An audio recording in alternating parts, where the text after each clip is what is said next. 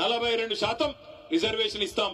అది కూడా చదువులో, ఉద్యోగాల్లో, గవర్నమెంట్ కాంట్రాక్టుల్లో, అదే విధంగా రాజకీయ పదవుల్లో అన్నిట్లో ఇస్తామని చెప్పినారు.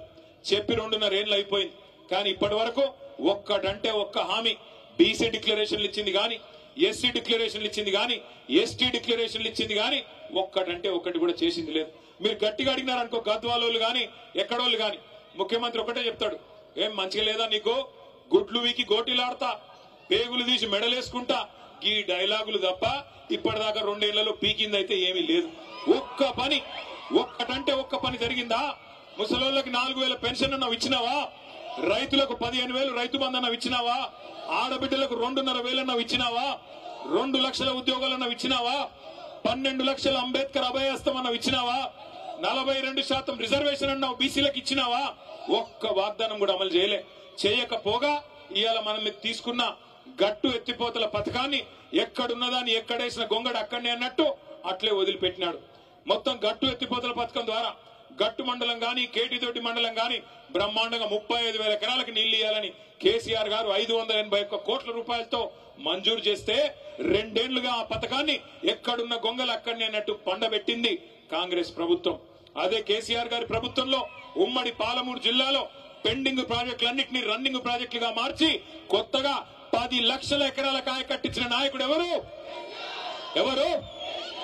దాని వల్లనే ఇవాళ రివర్స్ మైగ్రేషన్ పాలమూరుకు స్టార్ట్ అయింది. నేను ఇదే గట్టుకు ఆనాడు ఇదే మన గద్వాలకు దరూరు మండలానికి మంత్రిగా వస్తే నేను నిరంజన్ రెడ్డి గారు మేమందరం పోతా ఉన్నాం. ఓ పత్తి చేను కాడ మొత్తం చాలా మంది కూలీలుంటే పలకరిద్దామని ఆగితే అక్కడ పోయి అడిగినామమ్మ మీది ఏ ఊరని. ఏ ఊరంటే వాళ్ళు సిగ్గుపడుతూ మాట్లాడతలేరు. ఏమా చెప్పమ్మా, అలంపూర్ తాలూకానా గద్వాలనా ఎక్కడా అని అడిగితే వాళ్ళు ఏం చెప్పినారు ఎరికేనా? అన్న మాది రాయచూరు అన్నా అని చెప్పినారు. రాయచూరు నుంచి ఇక్కడికి వచ్చి పని చేస్తున్నారంటే అవునన్నా అన్నారు.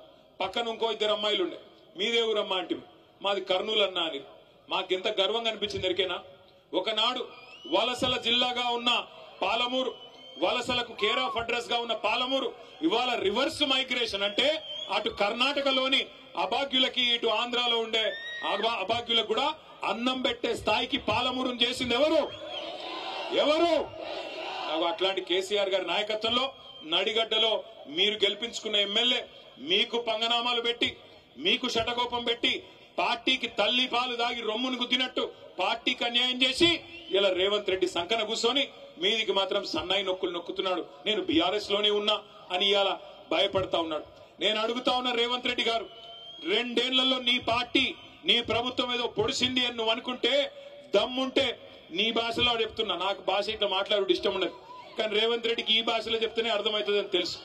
రేవంత్ రెడ్డి నీకు దమ్ముంటే నువ్వు మగాడి అయితే ఆ 10 మందిని రాజీనామా చెప్పి ఎన్నికల్లో చూసుకుందాం ఎవరి సత్తా ఏందో, ఎవరి ప్రభుత్వ పనితీరేందో, 10 ఏళ్ల కేసీఆర్ పనితీరేందో, 2 ఏళ్ల కాంగ్రెస్ ప్రభుత్వ పనితీరేందో ప్రజలే నిర్ణయం చేస్తారు.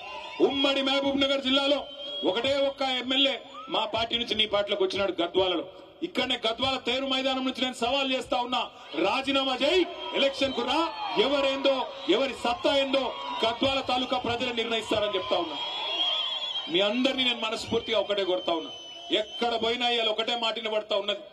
అప్పుడే బాగుండన్నా, కేసీఆర్ ఉన్నప్పుడే కరెంటు మంచిగా వస్తుండే, కేసీఆర్ ఉన్నప్పుడే టైంకు యూరియా దొరుకుతుండే, కేసీఆర్ ఉన్నప్పుడే బ్రహ్మాండంగా పంటల కొనుగోలు జరుగుతుండే, కేసీఆర్ ఉన్నప్పుడే మాకు నాట్లేసే టైం వచ్చింది అంటే టింగుమని రైతు బంధు పడుతుండే.